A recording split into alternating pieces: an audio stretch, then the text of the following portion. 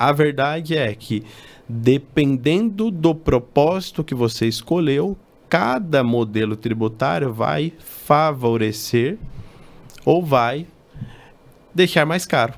Vai te dar um custo maior, dependendo do tipo de atividade que você tem. Então, é muito mais ligado a qual o propósito que é a nossa atividade versus o que nós temos de melhor possibilidades perante a lei, a regra tributária para aplicar. E isso vai nos melhorar a margem, isso nos vai trazer resultado.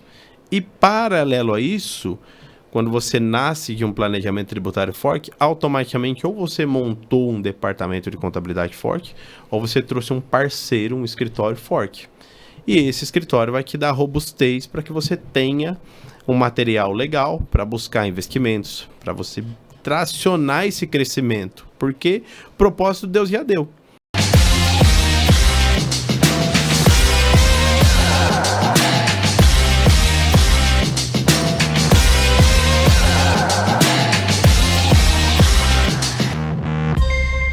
Bem-vindos a mais um podcast do Tela.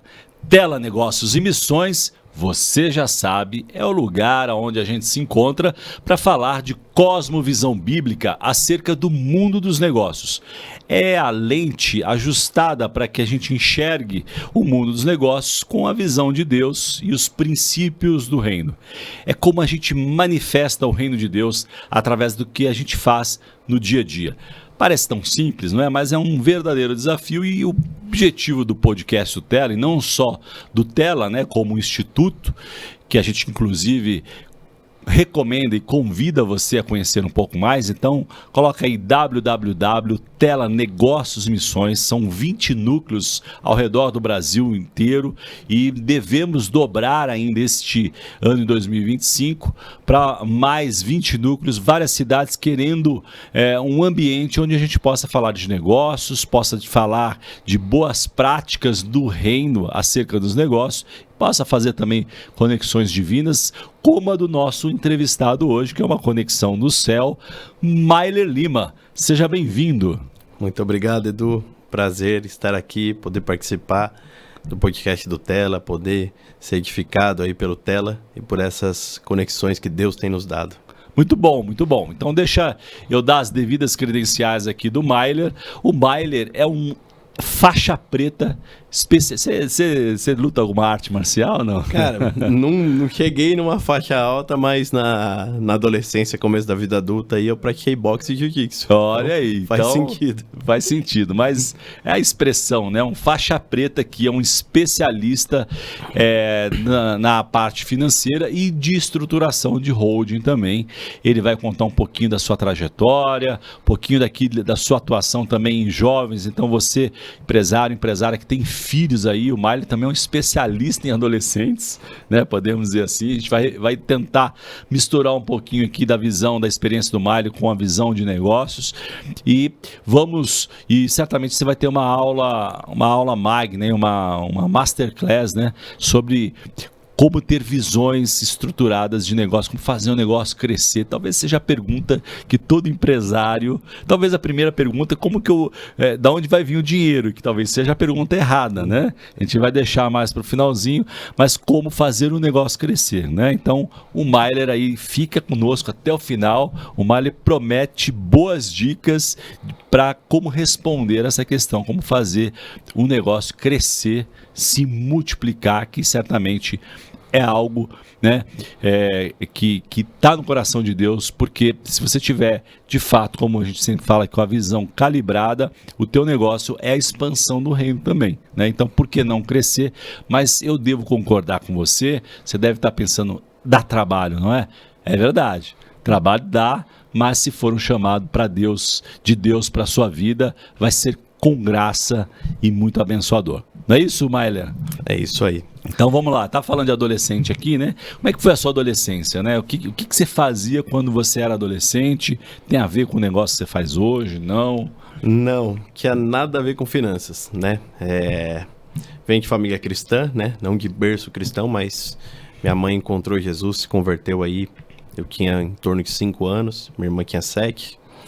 E nós crescemos dentro da igreja, né? E aos 14 para os 15 anos aí, aquela fase adolescente, começa a descobrir a vida. Infelizmente, eu acabei me afastando um pouquinho de Deus, né? Naquele tempo, como eu brinquei aqui dos esportes de luta, né? Gostava muito de futebol, praticava jiu-jitsu, boxe.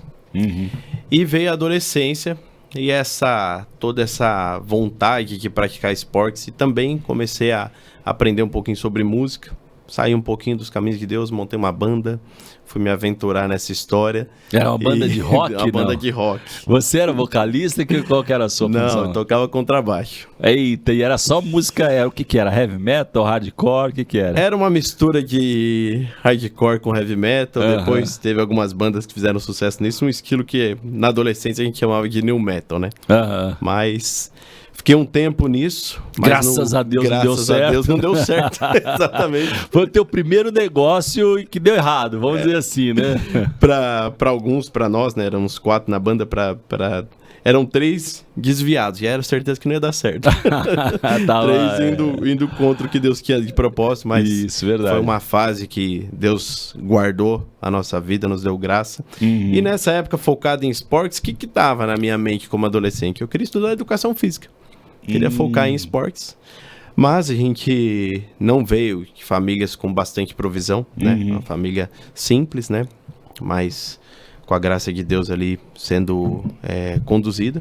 Minha mãe era empregada doméstica, meu pai não era convertido, meu pai teve problemas sérios com alcoolismo, infelizmente faleceu aos 49 anos. Uau, super jovem. E eu tava nessa época com 13, 14 e comecei a ver que as coisas ficaram difíceis, né? E aí... Isso foi um gatilho aí para esse seu caos aí da adolescência? Eu acho que sim, eu acho que aprender a entrar num ambiente e ter a graça de Deus para resolver problemas, eu acho que nasce daí. Acho que eu tive eu vejo como uma oportunidade. A responsabilidade de vir cedo, né? Eu acho que foi uma grande oportunidade de Deus hoje. Mário com 37 anos olha para trás e eu vejo como uma oportunidade. Naquele momento foi bem complexo, né? Entender isso.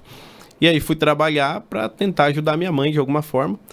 E tinha um projeto, eu morava em Mogi das Cruzes, na cidade do interior de São Paulo, tinha um projeto de aprendiz. E aí fui para essa escola de aprendiz, a gente ia para a escola de manhã, à tarde ia para essa escola de aprendiz, e fui trabalhar numa multinacional como um auxiliar de arquivo, para guardar nota fiscal, comprovante de pagamento e cair num setor de contabilidade. Não tinha a menor ideia o que uma área de contabilidade e finanças fazia dentro de uma empresa, mas foi ali meu primeiro emprego, comecei a gostar. Terminou o período de aprendiz, consegui um estágio, aí fui para o curso técnico, depois emendei a faculdade, e aí a carreira teve uma aceleração, ao ponto de, com 27 anos, eu estava assumindo uma diretoria de controladoria numa indústria. Uau, bem jovem. Então, foi muito rápido, assim, acredito que eu me identifiquei com a área, não tinha nenhuma... ideia se eu tinha aptidão para isso, mas houve uma identificação até que em 12, 13 anos de carreira consegui alcançar aí já uma diretoria. E aí tem um impacto de Deus nessa história, que eu acho que vai muito do que a gente vai falar aqui. E no auge dessa carreira, no momento que já estava 5 anos como diretor, resultados positivos, muitos cases de sucesso, e em um determinado momento... já estava aí na coordenação de jovens, a gente teve um evento fantástico em 2020, passamos um final de semana, a gente entendeu que o período de carnaval era um período que a gente tinha que guardar os nossos jovens, e a gente criou nosso Ministério de Jovens, que chama Galera Santa, né? Faço parte do Ministério Verbo Vivo, uma igreja local de Guarulhos, e a gente levou esses jovens para o SIC e criou o Galera Extreme, que era um evento de jovens, para deixar eles lá guardadinhos em Deus, serem ministrados. E naquele momento a gente achou que Deus estava falando com eles. Nós somos em 11 coordenadores, né? Para coordenar toda uma equipe. Tem mais ou menos hoje 1.000 jovens que acompanham a gente. Uau, que legal. Um impacto bem significativo. Sim.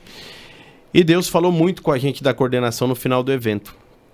E saímos de lá impactados. Quando eu chego na segunda-feira na empresa, eu sentei na minha mesa, fui fazer minha oração para Deus conduzir o dia. Deus falou, seu tempo aqui acabou. Agora você trabalha para mim. Então você teve um chamado invertido para sair do... A gente fala bastante sobre chamado aqui, né? Chamado a empreender, né? Então você teve um chamado invertido para deixar ali o mundo do trabalho e servir a igreja, é isso? Naquele momento eu pensei que era isso. Eu falei, poxa, eu acho que esse Ministério de Jovens, ele expandiu de uma forma que a gente não esperava. Foi um convite do nosso pastor, na época, de montar essa equipe, né? A gente denomina bispo, que cuida de um grupo de pastores. E ele nos chamou, montou essa equipe. Falei, eu acho que Deus quer fazer alguma coisa ali pra gente... Trabalho. Mil adolescentes, ali. 1000 jovens, tem trabalho. Tem. Né? E eu falei, acho que Deus vai mexer com alguma coisa. E aí fiquei até porque esses 5 anos que eu passei foi uma decisão de ir para essa empresa, estruturar, criar uma área de controladoria, montamos uma holding, um conselho, e foi um envio de Deus. A gente foi para lá, debaixo de cobertura, de oração, foi uma decisão em conjunto. Eu falei, poxa, Deus me trouxe para cá, em 5 anos, está dando tudo certo, tudo que a gente tem prosperado, tudo que Deus tem colocado a mão aqui está prosperando, e agora você vai trabalhar para mim. Eu fiquei pensando, tá bom. O que é trabalhar para mim? O que é trabalhar para Deus? Tem um ponto interessante aí, que era só fazer uma pausa com você aqui, porque existe, né, eu me converti na adolescência também, e numa igreja, numa denominação tradicional. E o que eu mais ouvia, Maile, na minha adolescência é vida secular e vida cristã, né? Sim. Hoje, isso não faz... Isso soa até como uma heresia, né? Quando você conhece a Bíblia e fala assim, cara, é integralidade, né? É um só chamado, né? A gente repercute bastante aqui no Tela essa mistura, essa oportunidade de negócios e missões. A gente vai falar um pouquinho como o grupo do qual você faz parte tem se movimentado com essa visão também. Mas é isso, né? Há muitos anos atrás a gente tinha uma visão descalibrada mesmo, né? Era uma coisa ou outra, né?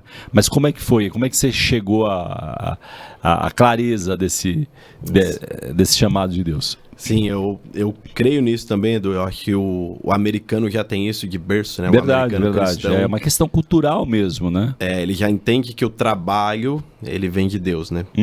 Um entendimento particular, eu sempre acreditei nisso, porque a primeira coisa que Deus dá ao homem é um trabalho. Depois ele dá uma mulher. Então Adão primeiro ganha um trabalho, depois ele tem a família. Ou pelo menos deve ser assim, né? E ali a gente vai repercutir também um pouco sobre essa questão da juventude, que não quer trabalhar, que não quer estudar e quer casar, né? Então é mais complicado. E vou até corrigir, não deu um trabalho, deu um propósito. Isso, deu um propósito a oportunidade Adão, ali de... E ali ele poder servir a algo e representando Deus, né? E aí Deus falou comigo isso, liguei para minha esposa, falei, não entendi nada, vamos orar, vamos aguardar e ver o que Deus vai fazer. No mesmo dia, o presidente do conselho da empresa foi demitido.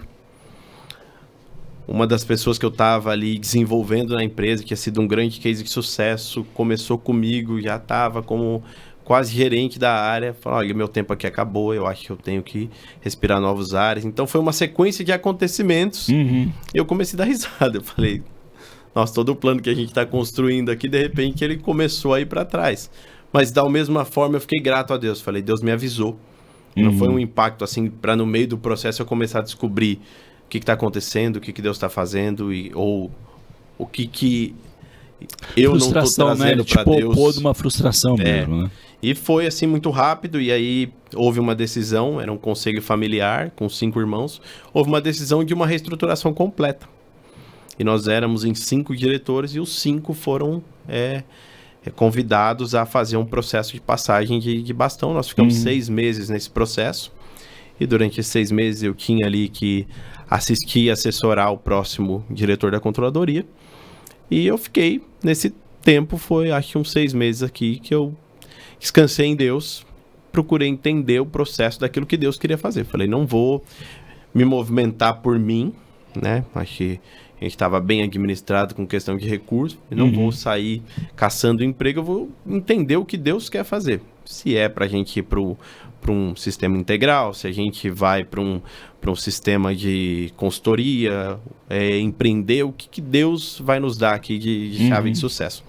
Ficamos lá e nesse momento a gente começou a ter algumas ações mais práticas com os jovens. Nós temos alguns núcleos nos bairros de Guarulhos, né? E uma sede central, e tem vários trabalhos em bairro com os jovens. E a gente começou a fazer um trabalho geral e visitar esses locais. E aí foi quando eu me aproximei um pouco mais do Léo, né? Que com quem a gente trabalha hoje na Supera Holdings. E ali Deus começou a falar algumas coisas. E por intermédio de um pastor nosso, infelizmente, ele foi levado aí, foi guardado por Deus. No Covid ele acabou falecendo, né? E foi ele que falou: Mailer, a gente tá lá em oração, era um grupo de empresários já cristãos da nossa igreja, e nós estamos procurando alguém para estruturar uma holding para fazer com que esses negócios tenham vida de uma forma corporativa. Nós não sabemos fazer isso, nós sabemos cuidar de cada um do seu negócio, cada um daquilo que Deus deu de aptidão como empreendedor. Mas essa consolidação de todas as empresas nós não sabemos fazer.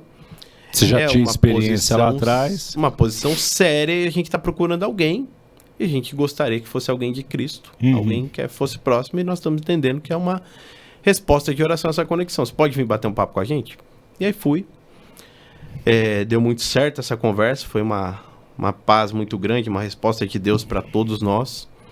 E ali nasceu essa relação que a gente já está aí há 4 anos, muitos frutos de Deus nesse processo, e a gente conseguiu aí construir essa holding, fazer todas essas oportunidades financeiras, tributárias, e trazer essa realidade que é trabalhar. O Brasil não é um campo para qualquer um. Sem dúvida. Empreender no Brasil é um desafio. O Brasil não é para amadores, né? Exatamente.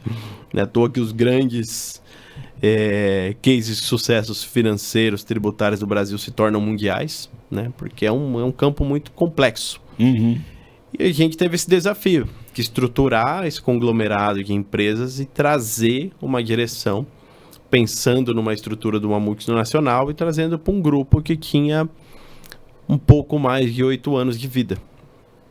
Super jovem, né? Sim. Ainda está se descobrindo, né?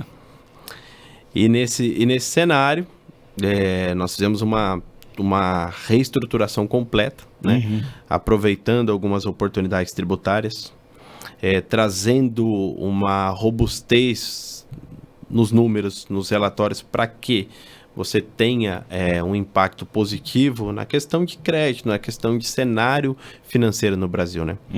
No Brasil, a gente acaba tratando muitas vezes a contabilidade como um órgão acessório.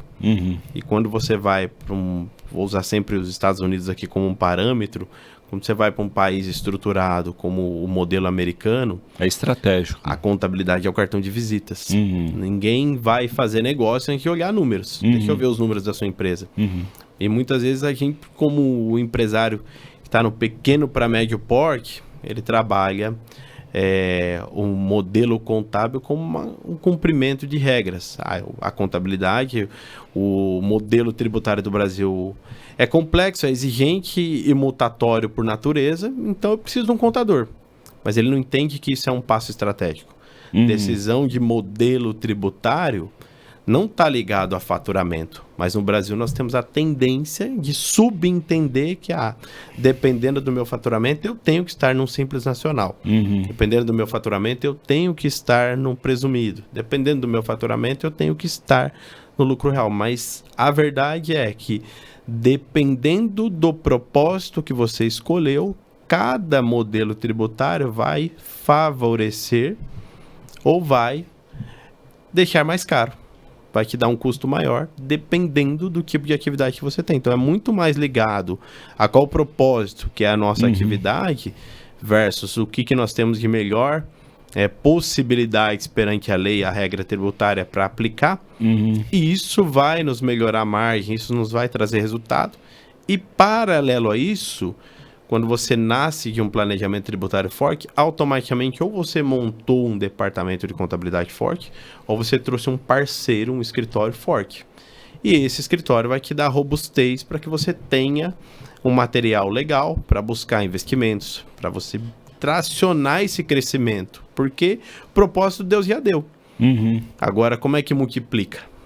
Então, mas esse ponto, ele é bem sensível, né, Amália? Porque, e aqui eu não estou colocando os contadores, né, numa saia justa. Talvez esteja colocando você, né? Vou dar uma provocação aqui. Mas não é uma missão fácil, né? Não. Porque, não raro, né, nas oportunidades que eu converso com vários empresários, a dificuldade, primeiro, dele entender o sistema tributário é difícil. Né? E segundo, ter uma assessoria que entenda o negócio dele, que não faça por atacado uma contabilidade que é super estratégica. Você concorda comigo? Sim. Dito isso, né? Ou melhor, acrescentando o fato, que também não é uma crítica, é uma simples constatação, que normalmente quando a contabilidade é muito grande, né, você conversa com o dono da contabilidade ou um dos donos, mas no dia a dia quem faz a operação é um analista de segundo, terceiro nível, dependendo do ticket que ele paga. Como resolver essa equação?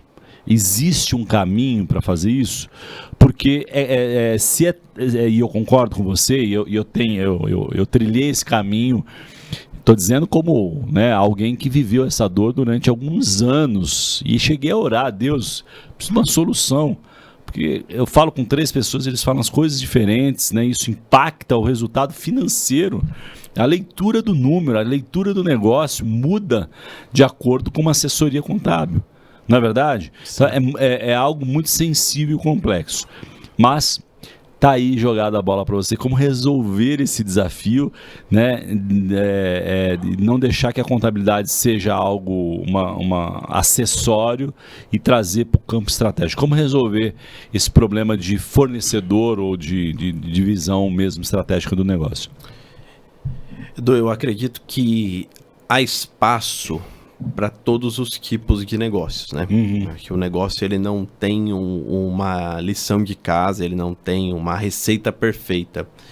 Mas nesses 20 anos de estruturação de empresas, passei por 4 empresas e que Deus deu esse caminho de sempre estar num ambiente de estruturação.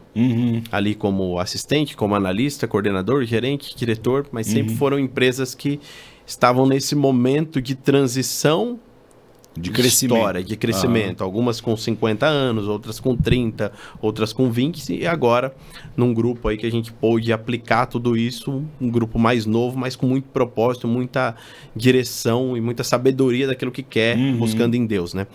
Mas eu creio que nós temos 2 ditos populares que eles têm tomado muita força nos anos no Brasil. O primeiro deles é que contabilidade tem que ser barata. Sofisma. É um sofisma, porque o empresário ele é ensinado a olhar o valor do boleto, da mensalidade que ele paga. Mas a gente precisa estudar a contabilidade no quantitativo, não só de quanto eu pago, mas olhar para o qualitativo de quais são as melhores práticas que estão sendo exercidas. Então a gente tem que desmistificar esse olhar de que a contabilidade vai garantir que a minha empresa esteja bem com a Receita Federal e que ela entregue as declarações para que eu não tenha problemas com o fisco brasileiro, mas essa não é a função da contabilidade.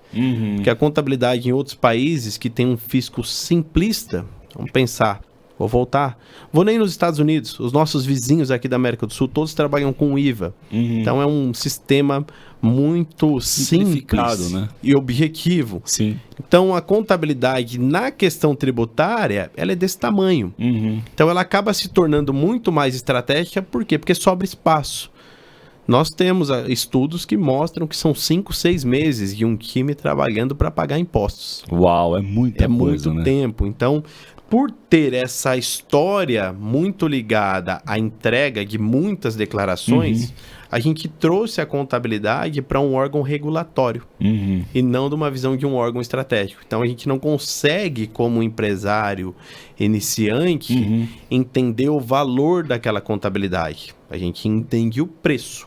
Eu preciso ter para que uma empresa esteja regulada, para que ela esteja sensível para a emissão das notas, para que ela esteja apta para atuar, mas vai muito além disso. Então, essa entrega de valor, como eu falei, não existe receita do bolo perfeita, mas na história a qual eu fiz parte, eu vi muitas vezes esse resultado acontecer quando você internaliza e você tem um time vivendo o seu propósito todos os dias, entendendo quais são as melhores medidas. Porque quando você tem no exemplo que você trouxe, de uma contabilidade com muitos e muitos clientes, e o cliente faz a demanda que vai dizer como deve ser oferecido, e muitas vezes esse cliente ele só quer o regulatório. Ele não tem nem agenda para sentar com o contador do escritório. Então ele, cara, tá tudo ok? O pequeno geralmente, quanto menor, mais dificuldade tem, né? E nem é proposital, porque ele tá ali fazendo com que o negócio aconteça, ele tá tentando buscar a sobrevivência, porque no Brasil a maioria das empresas de 5 a 10 anos, elas não sobrevivem. Então, é uma busca do seu lugar... uma mortalidade gigante, né? O seu lugar ao sol ali, de estabilizar aquela insegurança se o negócio vai dar certo. E falta pouca agenda com a contabilidade. Então, quando ele vira essa chave e conseguiu ali, no meio de todas essas dificuldades, encontrar um propósito vindouro ali, duradouro e contínuo, aí abre uma agenda que, agora eu preciso olhar para aquilo que vai me dar crescimento. Começa a olhar para detalhes. Aí eu vou olhar para o tributário, aí eu vou olhar para o planejamento financeiro, porque eu preciso de um financiamento bancário para expandir meu negócio. Precisa ter a conta redondinha ou a forma de mostrar adequada. Mas eu preciso ser competitivo, né? Então aí a visão de olhar para o concorrente que também traz essa visão, vira uma assessoria invertida. Porque eu vou olhar e falar, poxa, o Edu tem um preço melhor que o meu. Por quê? Quando eu vou estudar o case do competidor, eu olho, poxa, ele está no modelo tributário diferente do meu. Essa é a história do Brasil. Mas o que você está dizendo, se é que eu entendi, na medida do possível, internalizar a coisa, né? E o empresário também entender de contabilidade.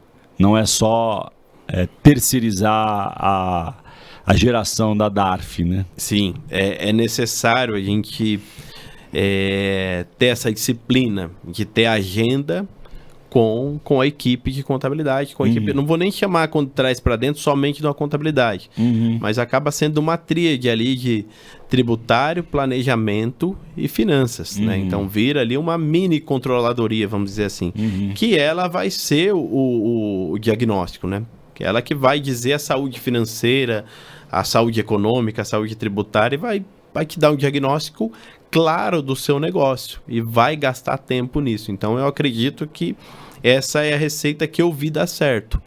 Quando você busca uma internalização ou uma consultoria contábil, financeira, controladoria no modelo BPO, você vai ter ali alguém dedicado dentro do seu negócio, vai te dar muito mais valor e muito mais essa visão de entender que essa tríade de tributário, financeiro e planejamento é o que vai te ajudar a se tornar um empresário aonde as suas mãos conseguem alcançar, você ainda está com controle. E a hora que a sua empresa começa a se tornar uma média para grande empresa, o empresário já não consegue fazer sozinho. Então... E aí, se não tiver bem alicerçado, bem estruturado, vai certamente sofrer problema, né? Isso, e vai perder muitas oportunidades. Então, essa questão de estar, como o pastor Paulo sempre fala, né? Quem chega primeiro isso aí. Tem mais oportunidades. Eu vou compartilhar para acrescentar aqui, né, para nossa audiência, um exemplo das empresas da qual eu participo, né? A solução que a gente encontrou foi a minha sócia, que cuida da parte administrativa, ela foi entender de contabilidade, não fez um curso de contabilidade, mas foi entender a questão de tributo, essa parte fiscal, legislação, existem várias possibilidades. Então, muito mais, é importante, né? Acho que dar essa clareza, o empresário ele precisa fazer as perguntas certas para o contador. Não é só gera o boleto, porque às vezes pode até gerar errado. Sim. Né? Às vezes a minha sócia fala assim, não, peraí, tá errado aqui. Por que tá errado? Por causa disso, disso, disso. Então entender né, chamar para si, melhor dizendo, a responsabilidade, acho que é um bom avanço, né? E aí depois a gente fez um mix, eu posso dizer assim. Então, minha sócia entende de legislação, de como é que funciona a questão tributária fiscal. Contratamos uma contadora interna para fazer toda a parte de deixar a bola redonda para a contabilidade, e a gente utiliza a contabilidade como um validador do processo e a mão de obra, né? Tem uma série de ações ali que você precisaria, talvez, num time de 4, 5 pessoas. Então, a gente tem uma contadora, alguém que está entendendo do negócio, a parte tributária, e aí busca ali essa terceirização, aí vira um blend aí, né, de solução, porque a gente entendeu, né, uma das empresas está ligado ao segmento de e-commerce, e você deve lembrar aí de uma discussão não tão antiga do DIFAL. O DIFAL matava o negócio ou deixava ele lucrativo. Né? Então, entender essa questão, e a contabilidade que a gente tinha na época, ela não tinha um cliente de e-commerce. Então, como ela poderia orientar, né? Então, a gente percebeu que a gente estava ali girando em falso mesmo, batendo cabeça, etc e tal. Um erro muito comum também às vezes a contabilidade orienta, né? Você está falando de simples, é muito mais do que isso, né? Eu já vi muita contabilidade, Maíler, para a gente fechar aqui, para não parecer que é perseguição, orientar o empresário a... vai estourar o simples, abre uma segunda empresa aí no nome de um familiar. Cara, não faz isso, né? É a coisa mais errada que você pode fazer do ponto de vista estratégico, né? E eu fui mal orientado, e depois, para você desfazer isso, dá um trabalho enorme, né? Questão de quadro societário, de divisão de faturamento, tributário. Então, graças a Deus, ou ali, né, a gente teve que aprender, talvez não tinha tido o podcast do Maíler ainda, né, mas a gente teve que aprender a duras penas ali a fazer o certo, mesmo achando que estava fazendo certo. Porque a gente cometeu um erro. Delegou 100% da solução para uma contabilidade.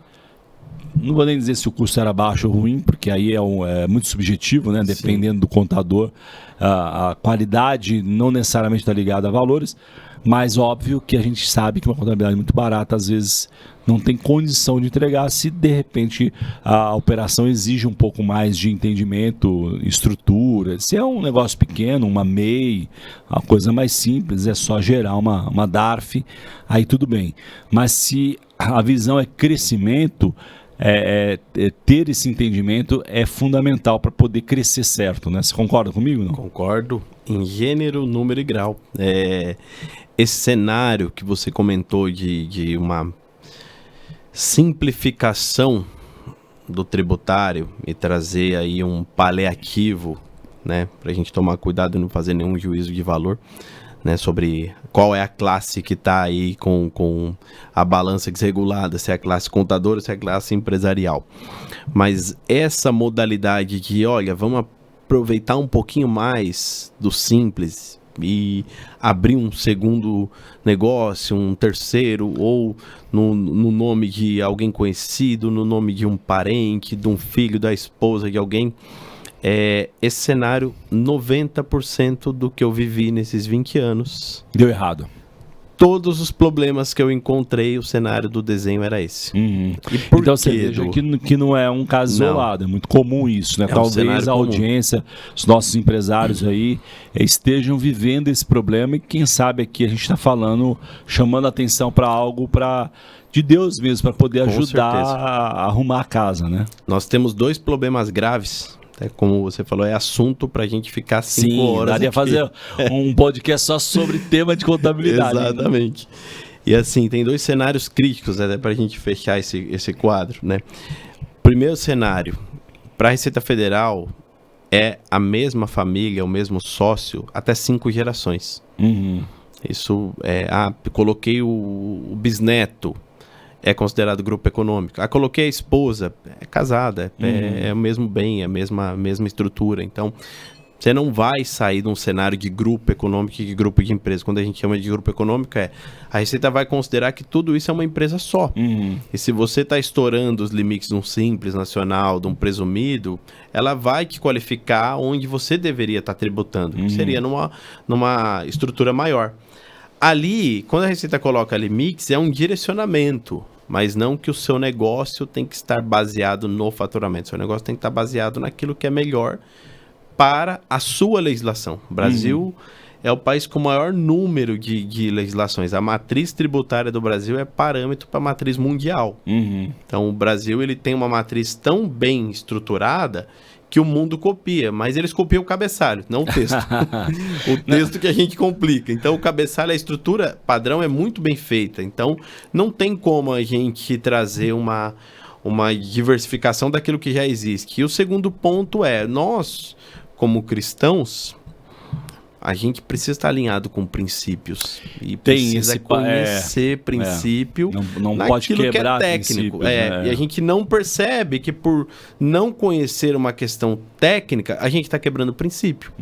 Que é, infelizmente, entrar sem saber que está entrando num jeitinho, e aí o jeitinho não prospera. Então, a gente precisa trazer esses dois parâmetros para a mesa, né? E trazer, Mailer, mas legal, e como a gente resolve esse problema? Eu acho que a gente vai entrar numa caixinha aqui depois de algo que nasceu lá, nosso, em conversas comigo e com o Léo, e a gente percebe que falta muito ainda empreender nesse meio, né? A gente tem as grandes empresas de auditoria que atuam na multinacional. Mas e no empresário que começou, deu certo e agora ele precisa crescer? Quem assessora esse cara? Quem está ali do lado dele, a não ser que ele consiga trazer um executivo experiente para tomar a frente da empresa e ajudá-lo e ser ali o seu porta-voz, o seu braço direito. Se não tiver essa figura que conheça essas três tríades, finanças, planejamento para expansão e crescimento, né, e tributário, a gente acaba vivendo num looping, vai girando em círculos, né? Então, acho que buscar alguém para ajudar nesse cenário ainda há uma escassez. Então, até para nós aí nasce um propósito. Uma oportunidade, de repente, para os empresários que têm uma contabilidade, ter um olhar também diferente, né, para sair do lugar comum. Uma das empresas, Mayra, num determinado momento, ela, para atender um cliente, ela passou a importar o produto daquele cliente para poder comercializar no e-commerce. Então, havia ali um fato novo, né, e uma legislação nova, da qual a contabilidade que a gente estava ali ancorado não tinha cliente de e-commerce. Então, como é que ela tratava a contabilidade? X, Y, Z. E aí tinha toda uma história de compete, de ex-tarifário, de NCM, etc. e tal, que era sensível ao negócio. Você ganhava ou perdia muito dinheiro se você não tivesse os benefícios, porque também tem isso, né? O Brasil não é para fraco, né? Além de uma carga tributária insana e complexa, existe os amigos do rei, né, que eu costumo dizer. Tem os benefícios fiscais que que não tá no Netflix, não tá no, né? Não. Se der um Google aí, benefício fiscal, vai aparecer tantas páginas que vai parecer mais complexo, mas tem muitos benefícios fiscais que aí, de novo, dentro do que você está falando de buscar princípios, qual que é o princípio que você não pode quebrar, né? De dar César o que é de César. Mas como no Brasil tem tanta legislação, entender aquela que é mais benéfica dentro da lei e que favorece, é a obrigação do empresário, não do contador, né? Você pode ter um contador que... Eu costumo dizer o seguinte, quando me perguntam, cara, você tem uma contabilidade para indicar? Eu falo assim, olha, eu não tenho não, mas todas as contabilidades que você conversar, pergunta se ele tem algum cliente do seu segmento. Já é um bom começo. Sim. Né? Ou, de repente, busca aí uma consultoria. Vamos falar, então, desse negócio do qual você está envolvido, né? Porque entendi que você foi chamado aí para ajudar a estruturar uma holding, porque a empresa estava crescendo, né? E precisava crescer continuar crescendo, mas da maneira correta. E aí você tem uma coisa interessante, né, na história do grupo do qual você faz parte, que vocês foram entendendo a necessidade dos clientes e a partir daí construindo novas unidades de negócio. Queria que você comentasse um pouquinho, porque é um caminho meio inverso, né? Geralmente a empresa, uma expressão comum é core business, né? Ela tem um negócio e ela foca naquilo e não está errado. Mas é importante também jogar luz sobre um novo conceito de ecossistema.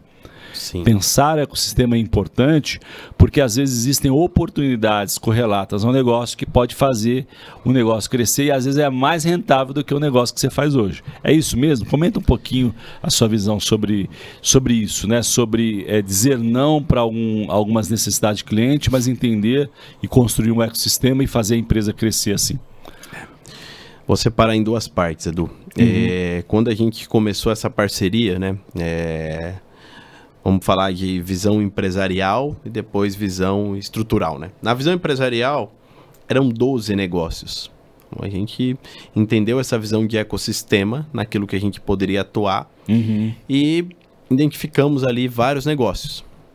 Mas faltava uma assessoria para fazer com que aquilo na prática, dentro da regra do jogo Brasil, fosse sim conhecido dentro da lei contábil, dentro das regras financeiras, dentro de regra de acordo de sociedades, estrutura mesmo de quem é a empresa mãe, quem é a empresa filha, quem é a holding dona do negócio, quem são as empresas que estão ali diretamente ligadas ou são as apenas parceiras necessárias, né? Exatamente. E assim, ter uma empresa, uma sociedade, uma estrutura é igual um casamento. Tudo tem que estar alinhado conforme a expectativa de todos os lados. Então esse é o primeiro princípio que tem que estar claro. Uma casa dividida não prospera. É isso aí. Então esse princípio tem que estar bem alinhado. Então a primeira estruturação que nós fizemos foi essa. Havia ali alguns conflitos de interesse e algumas sociedades não fizeram mais sentido. Financeiramente faz sentido, tem faturamento, mas a nossa bússola lá se chama Jesus Cristo. E é ela que nos norteia e ali, se tem alguma diferença de princípio, hoje para nós, a gente abre mão de um negócio, mas não abre mão daquilo que a gente acredita como mordomia de Deus. Boa. De cumprir princípios, de entender que o negócio é dele e a gente só administra. E o primeiro ponto foi esse, entender esse conglomerado, que ainda não era uma holding, era um conglomerado de empresas, e entender a visão societária de cada um, né? No fim, a gente acabou acertando alguns pontos de interesse, e resumiu num grupo com 6 empresas, só que dentro disso também que algumas correções estruturais que nós fizemos. Então, algumas empresas nós fizemos uma incorporação. Nesse cenário de vários CNPJs do Simples, como é que corrige isso? Que é o assunto que a gente entrou aqui. Como é que a gente corrige? Incorporando. Juntando tudo num lugar só e dando vida naquilo que é real. Qual é o propósito real? O propósito real é que o Edu tem uma empresa de e-commerce. Por uma visão estratégica, técnica, uma estrutura contábil pediu para a gente fracionar em vários CNPJs. Está dentro da lei do Brasil fazer isso? Não, mas é uma prática que se tornou uma regra. É uma prática brasileira que se tornou uma regra. E muita gente faz e não sabe dos riscos. Isso pode... Já tive outras, não é o caso daqui do que a gente está falando do grupo, mas eu já tive outras experiências de aconselhar alguns colegas de classe, alguns empresários, e situações que foram parar em apreensão de bens. Uau! Porque sério, a Receita entendeu, cara, isso aqui é descaracterizou e virou grupo econômico. Você não sabia, mas está cometendo crime contra a ordem pública. Então, Uau.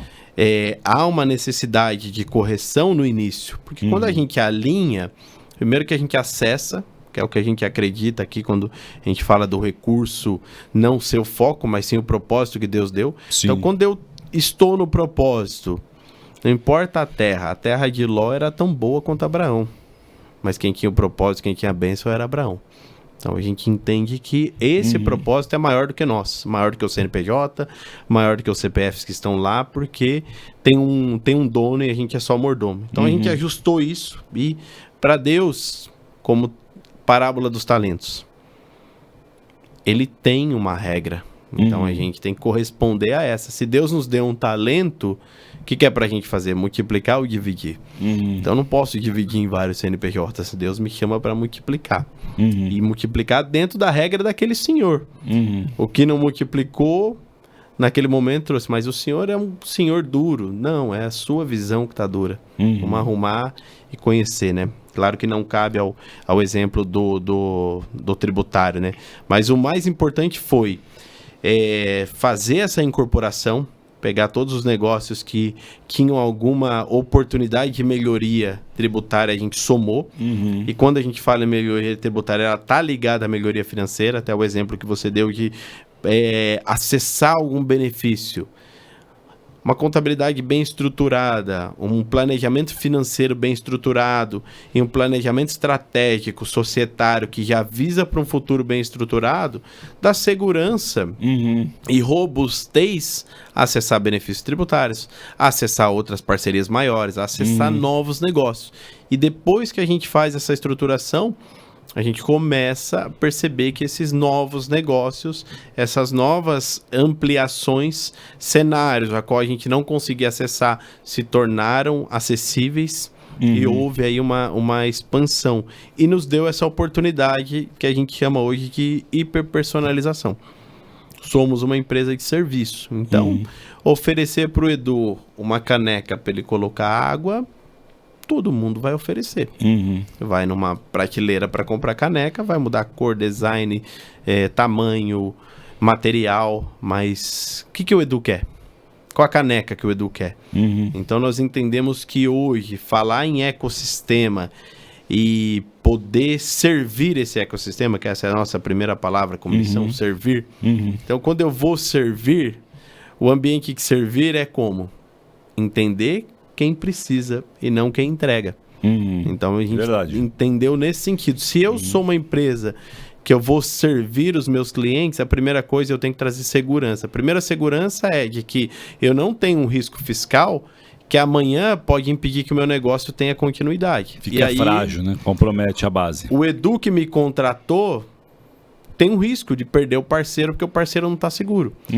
A mesma coisa com finanças. Se eu não estou seguro na minha estrutura financeira, se eu não conheço realmente os custos, as despesas, o meu resultado e aquilo que eu posso planejar para o futuro, eu sou um risco para quem compra ou para quem me contrata. Então, essa questão de hiperpersonalização é trazer transparência para o meu negócio, de que ele tem ali um parceiro seguro e robusto, e isso parte de uma controladoria na visão estratégica de business, não uma controladoria mandatória de regulatório brasileiro, mas sim de parceria, de dar recurso e visão, né, para dentro do propósito, porque o propósito já estava lá.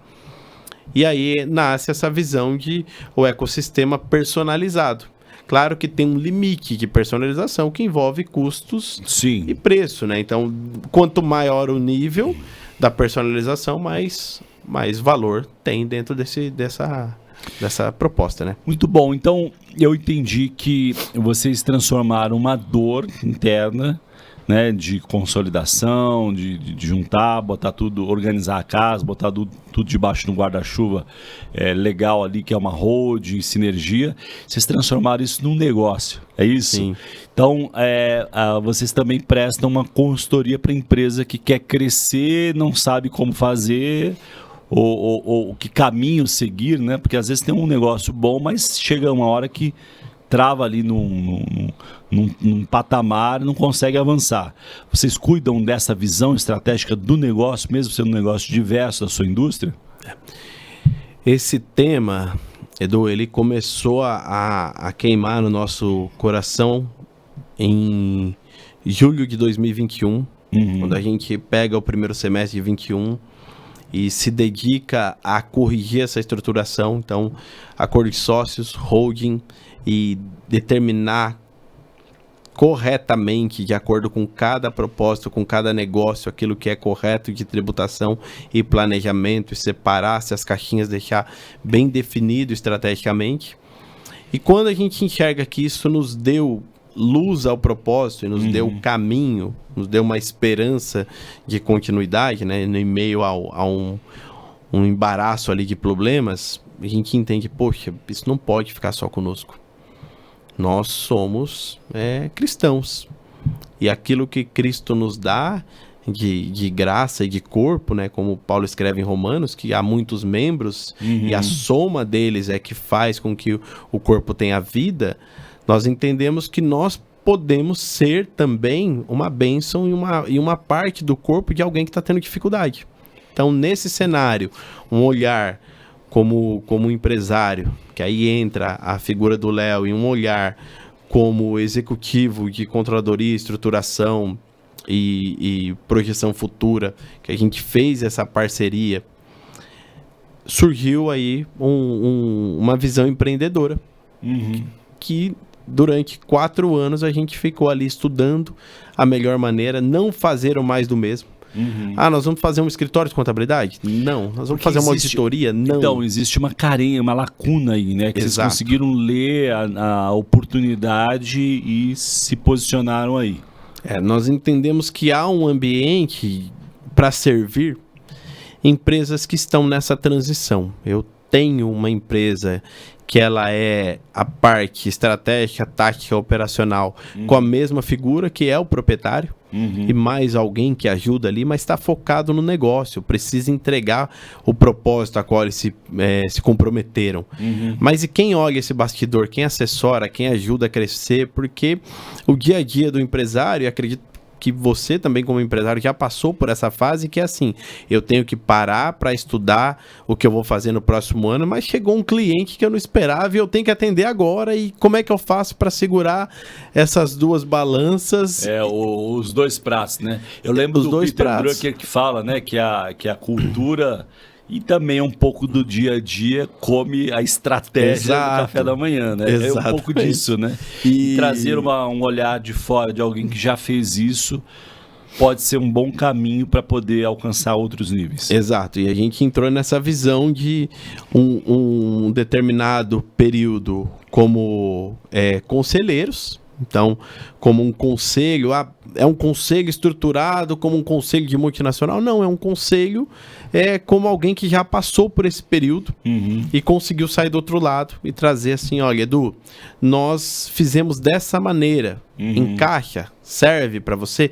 Tecnicamente tem esses ajustes para fazer aqui na dinâmica de números, de dados. Ali e dá um diagnóstico e depois dá o suporte e acompanhamento. É um assessment do cenário e qual é a perspectiva de crescimento, e a gente está falando aí de servir, né, nesse cenário. A gente vai sempre usar essa palavra como servir, porque é o princípio de Jesus, né? É o DNA, né? É o DNA nosso. Então, servir os irmãos e os empresários naquilo que, nessa transição, né? Aquele momento de tá ali no médio para grande porte, dentro daquelas faixas do simples, quem tá ali num faturamento de 2, 3, 4, 5 milhões no mês, e ainda tem uma administração centralizada no fundador. Porque não teve a oportunidade de parar e pensar como melhora isso. Só que muitas vezes e isso é aqui uma visão minha particular e também do Léo, né, vamos chamar nossa, né, de ver alguns amigos que chegaram nessa faixa e muitas vezes desistir do propósito. Que pena. Fala, cara, eu tô cansado, eu não aguento mais. Parece que quando tem que ir, eu não dou conta e eu tenho que reduzir a operação. É aquela sensação de crescer, era melhor estar pequeno. Isso ouvimos muito essa frase. É muito louco isso, né? Mas só pra gente, você usou a palavra servir, né? Mas só pra gente servir direito à nossa audiência, pode ser que tenha empresários aí que estejam com essa dor aí, né? Fala, cara, eu vou voltar para trás, eu vou diminuir, porque crescer me trouxe mais problema. E não, né? Não deveria ser essa visão. Mas então estou entendendo que existe um ticket aí, em torno de 20, 30 milhões ano, é o patamar de empresas que vocês conseguem assessorar. Isso? A partir de 20, 25 milhões ano, que é exatamente uma transição ali da pequena para o médio, dependendo, né, da operação, até já do médio alçando voos maiores, vocês conseguem atender isso. Então, para servir de novo aí, né? Se tiver uma empresa nessa circunstância ou com esta dor, como que eles chegam até vocês? Tem algum... Porque como existem várias empresas, né? Pedir para você dar aí um contato, um @, para quem estiver interessado a poder assessorar, buscar essa assessoria. Claro, pode ser direto comigo, tá né? bom? A gente tá lá no grupo do Tela e também deixo aí depois o contato aí para a gente colocar aí na descrição do podcast se for necessário. Legal. E como é que a gente começou, como é que a gente enxerga isso, Edu? Nesse cenário como se fosse um BPO, alguém dedicado ali para a empresa. Então, nesse assessment, nesse diagnóstico, a gente indica, contrata um profissional no perfil que a empresa, se for uma indústria, se for uma empresa de serviço, busca alguém que tenha conhecimento estratégico ali de montar diagnósticos nisso. Essa pessoa vai para dentro da empresa e ela reporta para mim e para o Léo. E a gente monta a estratégia ali como visão empresarial e visão executiva e trazer... Como conselho mesmo. Edu, o cenário seria Você esse. mistura, então, várias ações e o assessment para poder... Exato. Suportar isso. Bem interessante. Para não trazer só a visão executiva, porque às vezes a gente tá assim, como é que eu vou transmitir a linguagem executiva para o empresário que nunca teve um executivo? Exato. Então, não tem nem a cultura disso, né? Então vem o empresário que aprendeu a passar esse bastão e sentar numa cadeira de conselho e só tomar as decisões, mas o dia a dia tem um executivo à frente, né? Hoje nós temos praticamente um diretor que cuida de cada negócio e eles reportam para um conselho. E isso nos deu abertura para multiplicar, para crescimento. Foi aí que a empresa começou a ter os seus giros de crescimento. Então a gente entende que esse caminho da profissionalização e trazer o dado para ter o descanso físico, o descanso mental também do empresário, dele não estar envolvido no dia a dia e muitas vezes sendo consumido até pelo problema que não existe. Mas como falta informação, gera aquele receio, gera aquele medo, gera aquela ansiedade de tomar uma decisão. E a ideia é trazer uma nova roupagem onde ele tenha materialidade para tomar essas decisões, onde ele tenha ali a dor de eu estou fazendo tudo e eu não tenho quem me ajude. Não, a gente vai trilhar aqui com você uma forma de uma passagem de bastão para que você tenha alguém, ou a gente enxerga isso dentro de um profissional dentro da empresa, ou a gente traz um profissional e você vai ter mais clareza, você vai ter mais visão.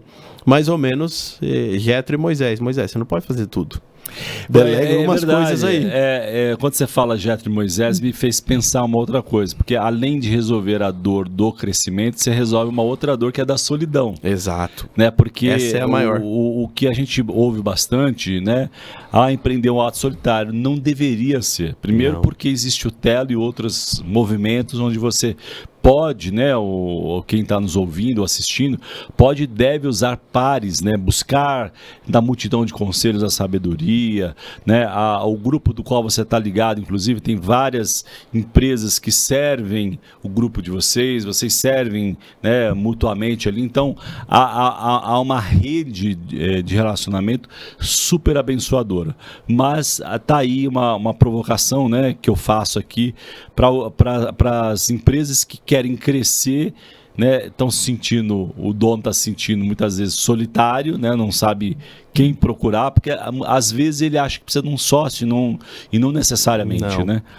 Agora, como a gente fala bastante de conteúdo provocativo, Mailer, eu faço uma provocação para você poder ajudar a nossa audiência a pensar. Crescer é para qualquer empresa? Sim. Posso dizer que sim. Eu acho que eu penso em propósito, né? É a frase que quem está perto de mim escuta bastante. O propósito, ele vem antes da gente ter o recurso na mão. Se você tem fé e acredita que aquele propósito, ele tem um princípio de servir, ele tem um princípio de agregar, ele tem um princípio de levar algo de valor a alguém, resolver o problema de alguém, é assim que nasce uma empresa, né? Tantas coisas que foram criadas na história da humanidade, que Deus deu criatividade para tantas pessoas, no final era uma preocupação de resolver a dor do outro. Se a sua empresa nasceu com uma preocupação de solucionar um problema para alguém, eu acho que ela tem um propósito divino. Ela tem um propósito de Deus. O que falta, às vezes, é a nossa sabedoria ampliada na multidão de conselhos. No exemplo que você deu aqui, nós estamos falando que nasce uma visão construtiva e conselho. É o Mailer e o Léo que vão ver tudo isso? Não. Tem uma multidão de parceiros aqui que nos ajudaram, que nós vamos dizer, olha, quando nós tivemos esse problema, foi esse parceiro aqui que nos ajudou a resolver. Talvez faça sentido para você, ou a gente busque um parceiro nesse mesmo poder sentido. Suportar mesmo. Tecnologia, jurídico, a parte de advocacia é muito importante no Brasil para construir societário, para planejamento tributário. Mas você tem um braço de marketing, você tem que entender se a sua abordagem comercial, o branding que você está entregando, e tem muito mais propriedade que eu para falar disso, transmite aquilo que você é como empresa. Então é um assessment geral, por isso que mistura essa questão executiva de dados e planejamento com uma visão empreendedor. Peraí, você não está divulgando o seu negócio, então talvez você não está crescendo porque ali fora, quem está lá não está entendendo o que é isso que você vai entregar de valor. Então esse foi um dos momentos que a gente também passou. Nós mudamos a logomarca da empresa, nós mexemos na imagem da empresa, nós mexemos no slogan, no brand, na missão, na visão, valores, e assim, peraí, se alguém lê, se eu contar a história da minha empresa, ela se conta? Então, na sua pergunta, eu acredito que toda empresa que consegue transmitir o seu propósito e agregar um valor, ela vai crescer. Agora, a chave do sucesso está nisso. Eu consigo transmitir a essência do meu propósito ou ele ainda precisa ter algum ajuste? E às vezes a gente está ali tão no dia a dia, olhando para aquilo caneca a caneca. Não tem mais o que fazer, é caneca. E é um olhar de fora que muitas vezes faz toda a diferença. Muito legal. Empresa que estiver pensando em internacionalização, vocês conseguem também suportar ou é o próximo desafio para a companhia? Olha, a gente tem um início de alguns cases, mas a gente tem parceiros lá fora, sim. Legal. Tem alguns parceiros que já temos alguns cases, principalmente o pessoal de tecnologia, tem ido muito para os Estados Unidos, tem buscado muito essa questão de ter um país que já é um país globalizado, então vai dar uma expansão de globalização. Então a gente tem algum parceiro, começo, né? Sim, lá para trabalhar isso. Muito bom. E ganhar em dólar não é nada mal, né?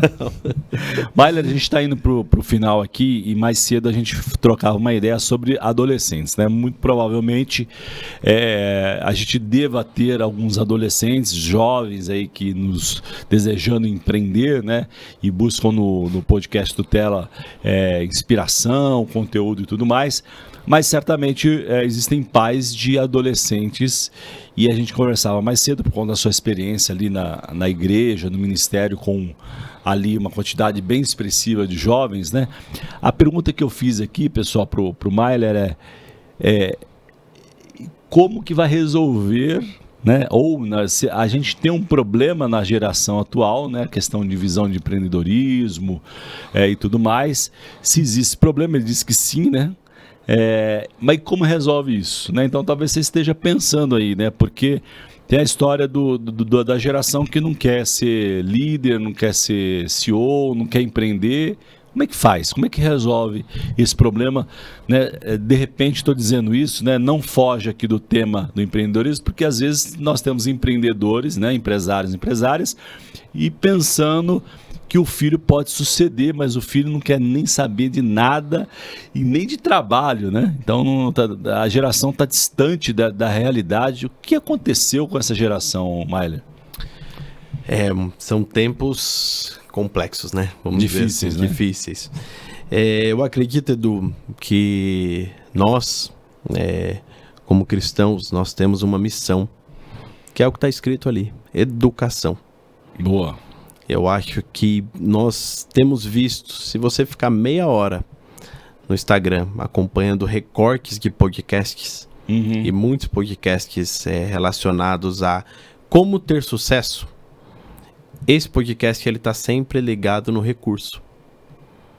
Ele fala sobre ganhar dinheiro, ele fala sobre gastar dinheiro, ele fala sobre ter coisas, mas ele não fala sobre propósito. Ele não fala sobre como eu vou agregar algo para a sociedade. Além disso, ter uma raiz bíblica, porque nós somos seres que nascemos para servir uns aos outros. Essa é a chave, né? A visão de servir, né? E não ser servido. Porque é fato que a geração atual, né, aí de jovens, adolescentes, eu lembro que li um artigo, não vou saber dizer o detalhe aqui, mas a classe média brasileira, em geral, ela é 50 ou um número bem grande vezes mais rica do que os reis do passado, né?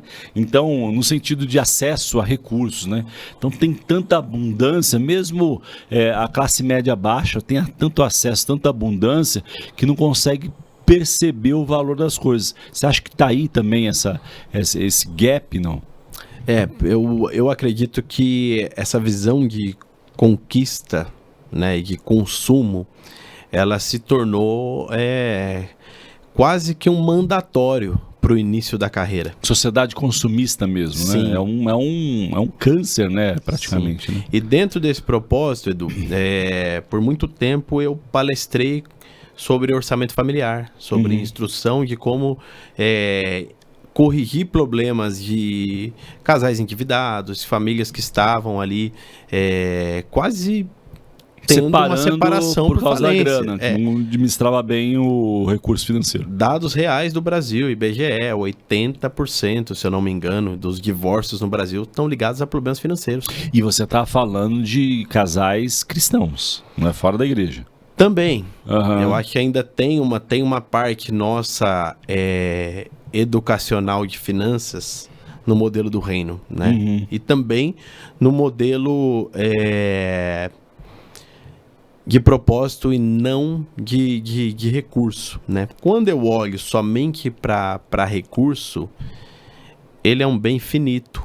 Então, se eu tiver 10 com a mentalidade errada, eu vou gastar 12. Se eu tiver 100 mil com a mentalidade errada, eu vou gastar 120.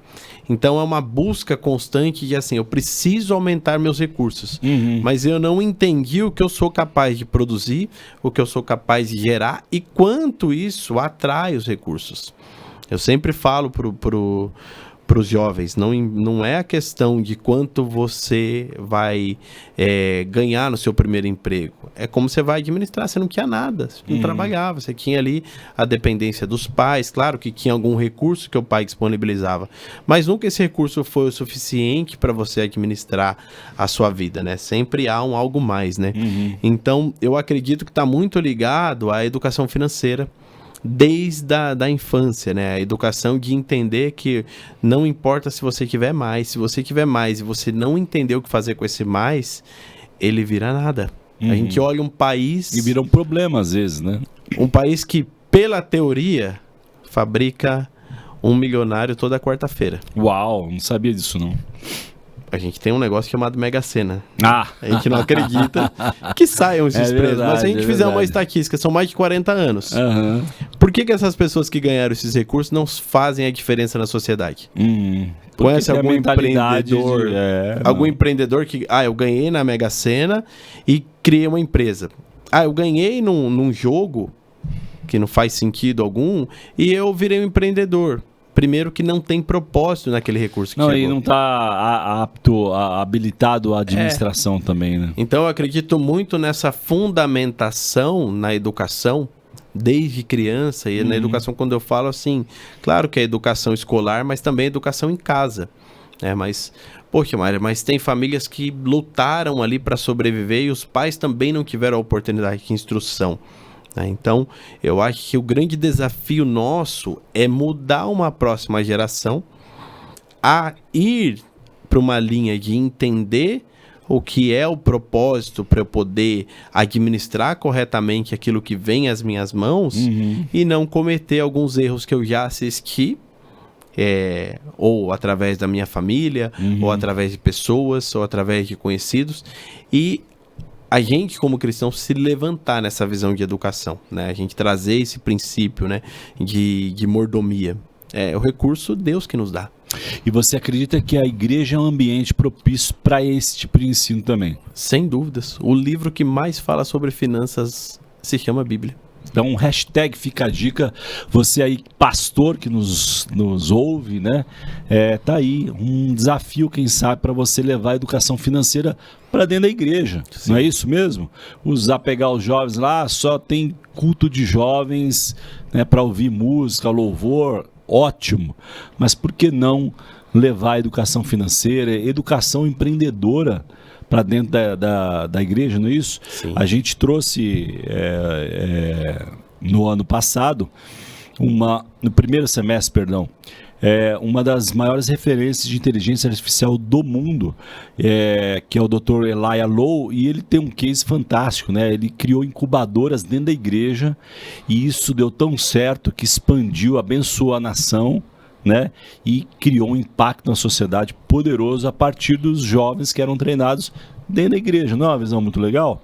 Né? Então deixa eu aproveitar esse gancho aqui e convidar você, não só pastor, né, mas empresário, a empoderar mesmo essa geração, mas da forma certa, né? Não com a cultura woke que só destrói, né? Da coisa fácil, da lacração, mas da educação verdadeira com princípios, né? Então o Tela tem o Tela Educação, que você já conhece, onde o podcast este ano é um braço, né, dessa iniciativa. Nós temos um trio de educação que chama Escola de Empreendedorismo ou Teleeducação, onde você pode aprender, e o seu jovem também pode aprender, certamente na igreja, né? Todo mundo conhece pelo menos meia dúzia de jovens que poderiam estar pensando em empreender, por que não? E junto ter aí minimamente uma educação financeira. Então é um pouco disso, Teleeducação. A gente convida você a acessar o conteúdo, né, comprar os vouchers que dá acesso e abençoar, comprar mais vouchers além para você e para o seu sócio ou sua sócia, e você poder investir de fato na vida de jovens e transformar a visão deles. Não é isso? Porque no final do dia é muito mais sobre o propósito do que o recurso. Você falava mais cedo sobre isso, né? O jovem está muito ligado ao recurso e nada ligado ao propósito. Precisa ajustar isso daí, né? Sim, precisa.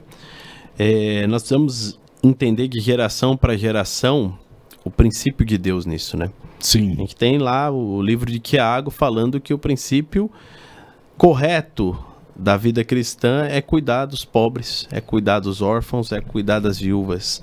Então vai além de eu ser um dizimista fiel. Vai além mais, né? de eu ter um propósito, de eu ter apenas o recurso para mim. Enquanto os meus recursos forem para mim, é o que a gente tem ouvido bastante o pastor Paulo falar nas últimas palavras dele sobre a parábola da grande colheita. Que aquele homem teve uma colheita tão grande, qual a primeira decisão dele? Vou aumentar meus celeiros. E naquele momento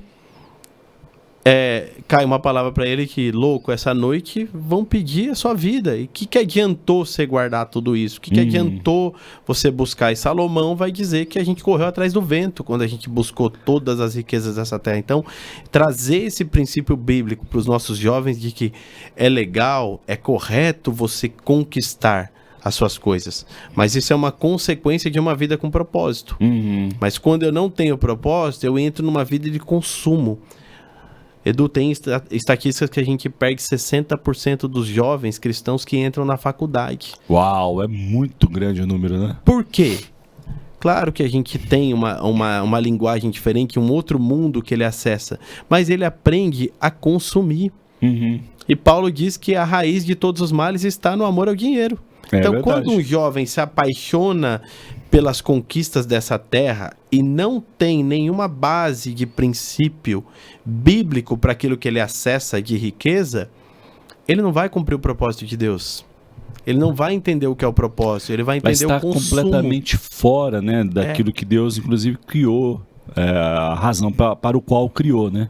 Então tá aí, hashtag fica a dica, uma boa conversa, né, um bom tema para você conversar e perguntar como é que é a sua visão para o seu filho, né? Será que você já perguntou para o seu filho e sua filha qual que é a cosmovisão sobre o dinheiro que ele tem? Não é verdade? Não é uma boa provocação de discussão em família, num jantar no final de semana? Como é que você pensa qual é o objetivo do dinheiro, né? A pergunta pode parecer simples, talvez o adolescente gosta de questionar os pais, né? Falar, mas que pergunta rasa é esse? Mas é mais para ouvir o coração, porque aí existe um ponto muito sensível, né? Porque o único lugar na Bíblia, né, a única referência bíblica de competição com Deus, óbvio que não é possível competir com Ele, que é o Todo-Poderoso, é quando se trata de dinheiro, né? Mamon é a única entidade ali, dita assim, né, que compete com a atenção dos seres humanos, né? E que não sejam os nossos filhos, né? E que a gente possa construir uma geração, oxalá, né? Que a graça está disponível, né? Mas que a gente assuma o compromisso, se posicione para salvar essa geração, ajustando mesmo essa visão de mordomia, né? Que a gente fala tanto no tela aqui, e do servir. Não é? Mailer, o papo está muito bom aqui, mas estamos caminhando para o final aqui, e quem nos acompanha já sabe que a gente sempre tem 3 perguntinhas clássicas aqui que traduzem um pouco, o objetivo é traduzir um pouquinho da visão, né, e da história do nosso convidado, que hoje é o Mailer Lima. Eu esqueci, mas antes de terminar lembrei a tempo, né, de fazer a menção que ele é casado com a Tamires, né, porque é importante, a esposa é a nossa outra metade, não dá para dissociar, e pai da Luísa. Então, como Mailer Lima, esposo da Tamires e pai da Luísa, responderia ou indicaria um livro, se tivesse que ler um livro só, Mailer, na sua opinião, o que resolve a parada ou muda a chave ali na cabeça dos jovens, por exemplo, e de outros empresários também? Não vale a Bíblia, tá bom? Porque a Bíblia é of concurso.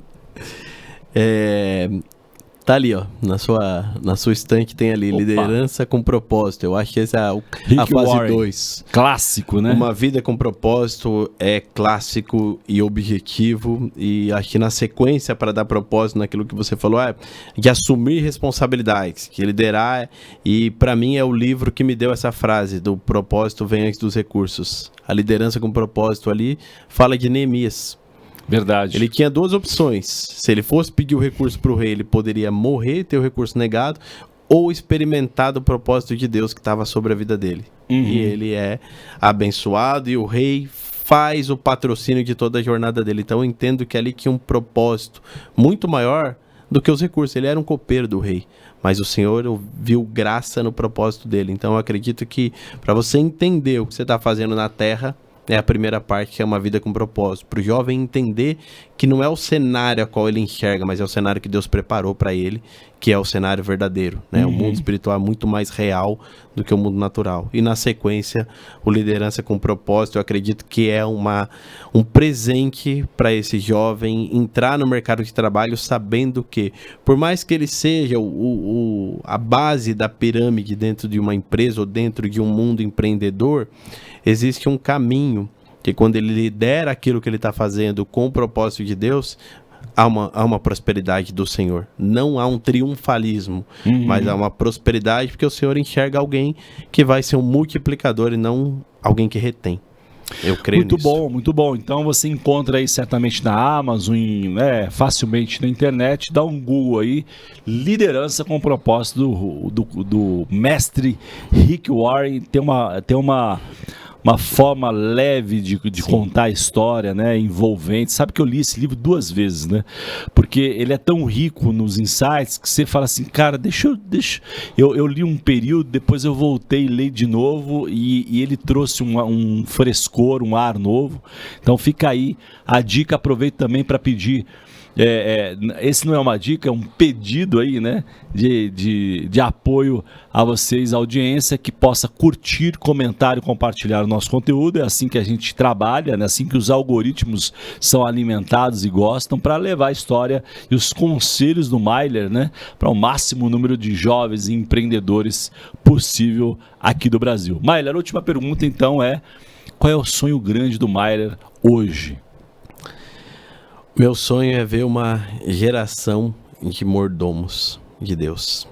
Uma geração de jovens que vão entender essa visão de propósito, que vão entender que há um Deus maior, há um dono de tudo, e que nós não temos nada nosso aqui, mas o Senhor é misericordioso e nos dá graça para acessar aquilo que a gente não merece. E o meu sonho é ver uma geração entendendo isso e cumprindo o propósito de Deus. Aquele filme da Forja, para mim, é fantástico. Verdade, uma preparação boa referência. de um jovem, e eu acredito que nós, como pais naturais e como pais da igreja, cuidando de jovens, a nossa função é ser como aquele exemplo do filme, né?